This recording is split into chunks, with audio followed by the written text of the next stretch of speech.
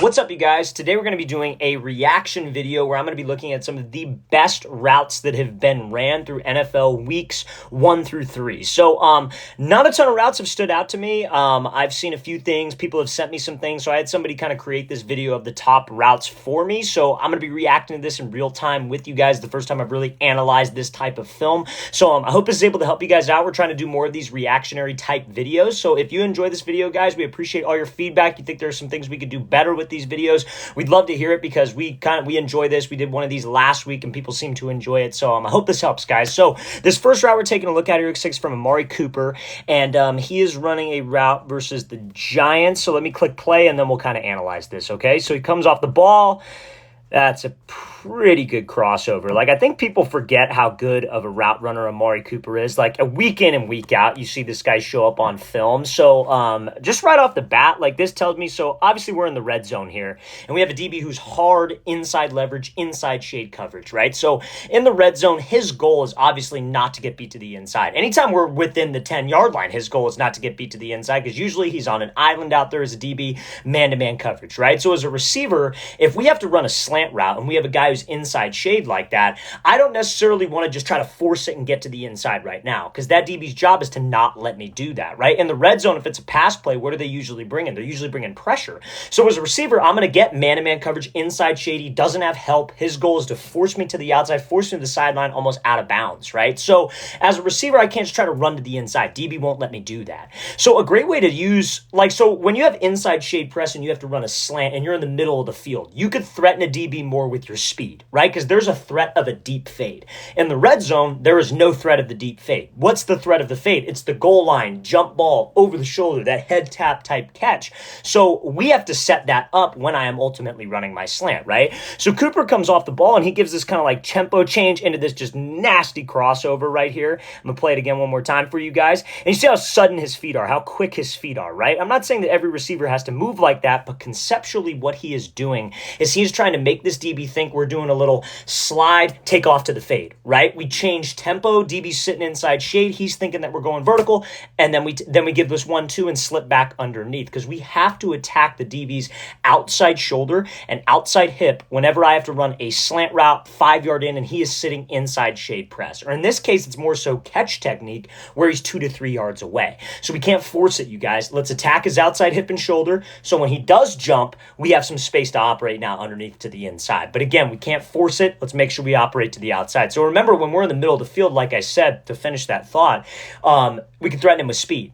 If he's inside shade and I have to run a slant, I'm in the middle of the field, I'm on the 50, I could take 3 hard steps, sell vertical, pump my arms, put my head down, DB opens up, and then I cut underneath him. We call that a diamond release. But that won't necessarily work when I'm on the goal line, when I'm in the red zone. When I'm in the red zone, I want to slow play it. Let's make it look like that. Oh, okay, hesitate, and then go vertical. And maybe we set this up. Maybe we've done this before. Maybe we've done this when even I'm not getting the ball, or maybe on a goal line fade to give me more space on this slant. So I'm going to play this thing one more time so you guys can see it. But again, Amari Cooper never disappoints with the routes that he runs.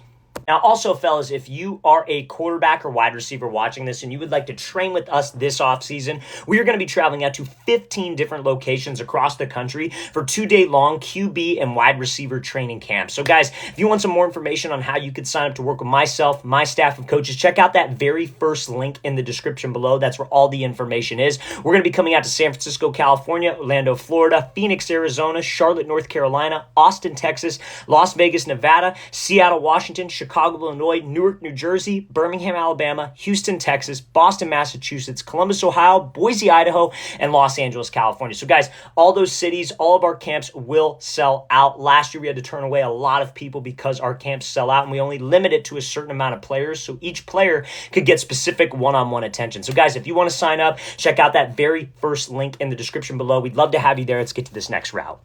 Okay, so this is a clip here from Stefan Diggs. So what it looks like, I can't really tell where his split is. I don't know if he's out of the slot. I'm sure I'll be able to see here in a second.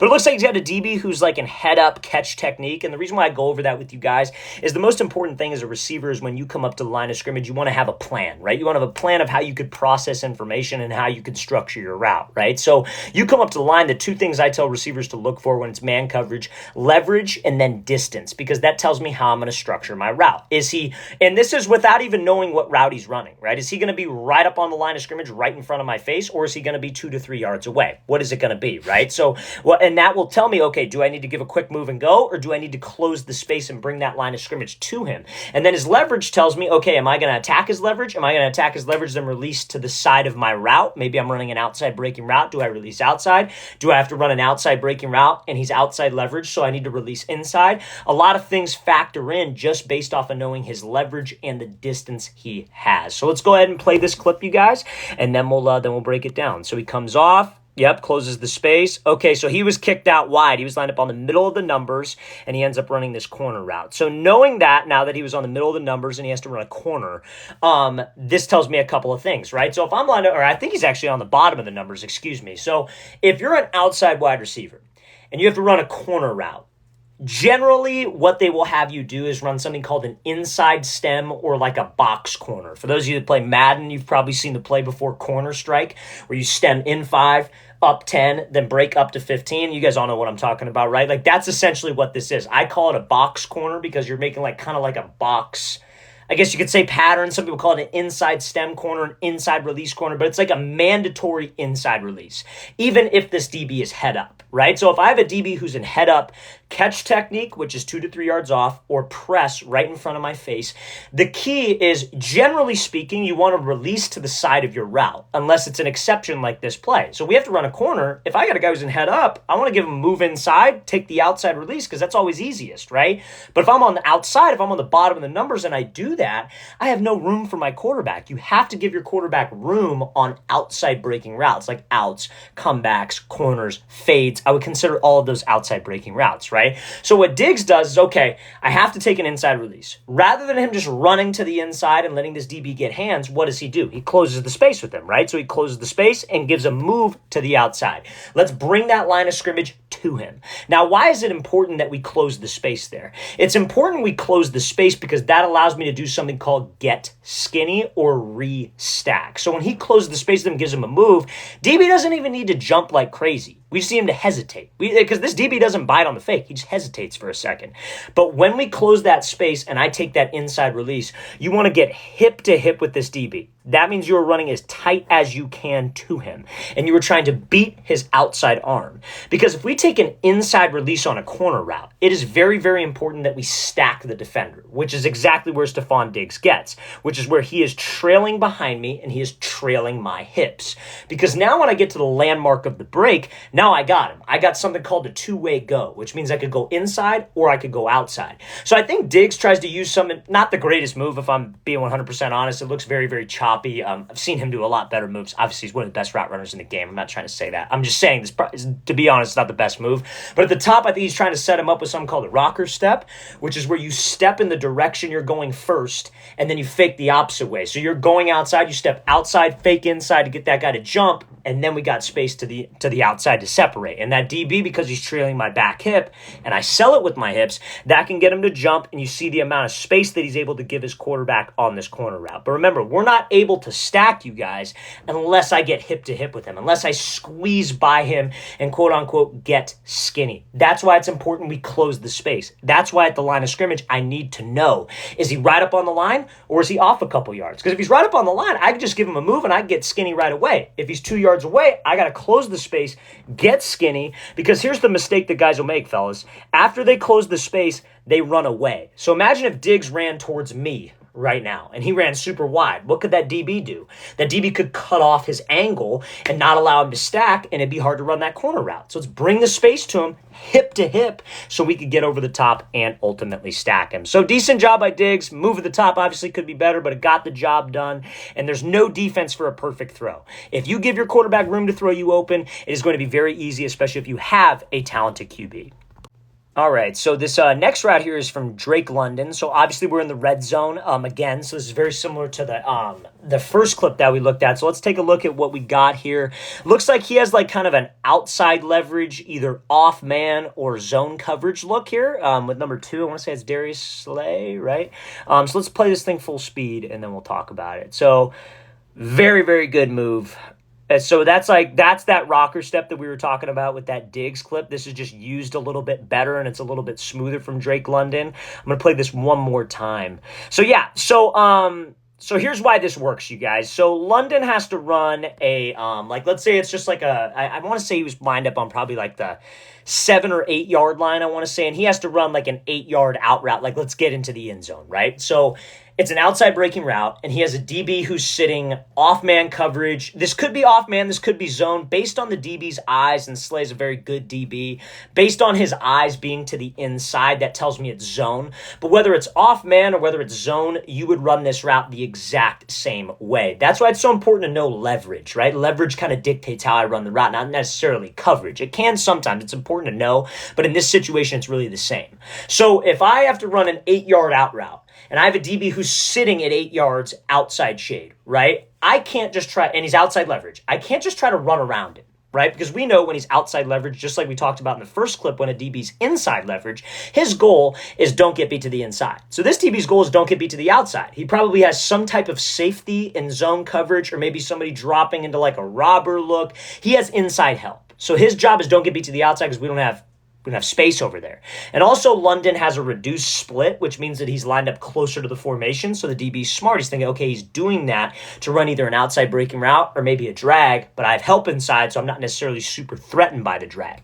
So, and it's probably like longer down and distance. I don't remember the down and distance of this play because I don't really watch this game. This is the first time I've seen this. So it was probably longer down and distance too as well. That's why he's in off coverage most likely. They probably have to get into the end zone here. So that long spiel, I'll get to the point, is so he's outside leverage. We can't just try to run around him. We have to attack his inside hip and inside shoulder. Our goal is to get this DB to bite to the inside or to flip his hips. So just like that Amari Cooper route that we talked about, when he's inside leverage and I'm in the middle of the field and I have to run that slant, I could put my head down, run hard, get him to open up the bam, cut underneath him. We call it a diamond release. If I have to run this 10-yard out, 8-yard out, and I'm in the middle of the field, I could attack his inside shoulder and inside hip. I could sell vertical. Long strides, great speed, good body language, get him to open up the opposite direction, put the brakes on, cut under him.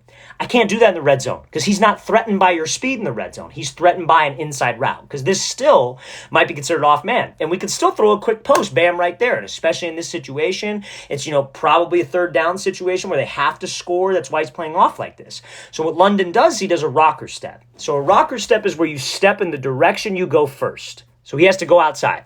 So he steps with his outside foot first, right? So he's going at his inside shoulder, 1, 2.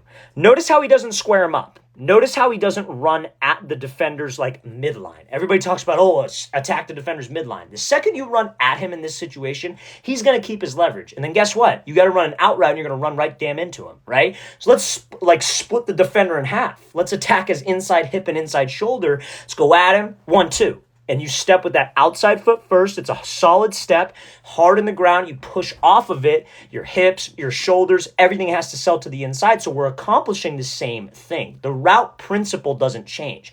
The situation changes. We're not in the middle of the field, so I can't run as hard as I can. But what I'm trying to accomplish with my route stays the same, which is threaten his inside hip and inside shoulder to get him to bite inside. So I'm going his inside hip, inside shoulder. Let's make him think I'm running a post. Get him to jump. Now I got all this space to the outside. And remember, like we talked about with Diggs, you have to give your quarterback room. If you can give your quarterback room, and he's a talented quarterback, easy money, and it makes our job a lot easier. But that's how you'd run that 8-yard out versus outside leverage coverage. And that's a great way for London to get open. All right, fellas, that's the last video we're going over today. But I appreciate everybody being on here. I hope this is giving you some value. Again, any feedback on these types of reaction videos, we really appreciate it. Want to do more of these? If you like these, we'll do more. So yeah, guys, hope this was able to help you. Have a good one.